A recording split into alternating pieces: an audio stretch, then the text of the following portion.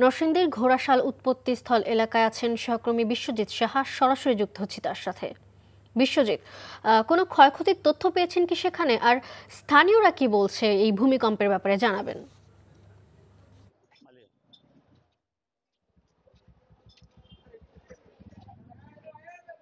আপনি যেমনটি বলছিলেন, নরসিংদীর ঘোড়াশালে উৎপত্তি হওয়া 5.7 মাত্রার ভূমিকম্প সারা দেশ কেঁপে উঠেছে। নরসিংদীর বিভিন্ন স্থানে ক্ষয়ক্ষতির সংখ্যা প্রায় 55 জন।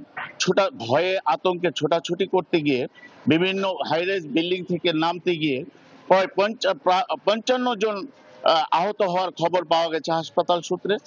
আমার নরসিংদীর গাবতলীতে একটি ছাদের রেলিং ভেঙে 3 জন ছাত্র আহত হওয়ার খবর পাওয়া গেছে। এছাড়া নরসিংদীর কোথাও তেমন ক্ষয়ক্ষতি হয়নি, তবে বিল্ডিং গুলিতে ফাটল দেখা দিয়েছে অনেক স্থানে। ভয়ে ভীতিতে এখনো মানুষ বিল্ডিং এর নিচে দাঁড়িয়ে আছে।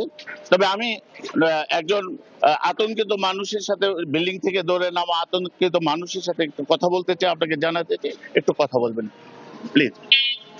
আজকের এই অভিজ্ঞতা পূর্বে আমাদের আর কখনো হয় নাই। বহুতল ভবনগুলিতে নারী এবং শিশু বৃদ্ধদের আত্মচিৎকারে একটা ভয়াবহ ভীতিকর পরিস্থিতির সৃষ্টি হয়েছে।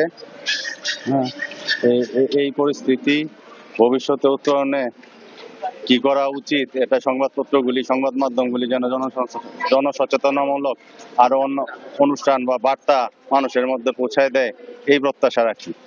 ধন্যবাদ আপনাকে। মালিহা।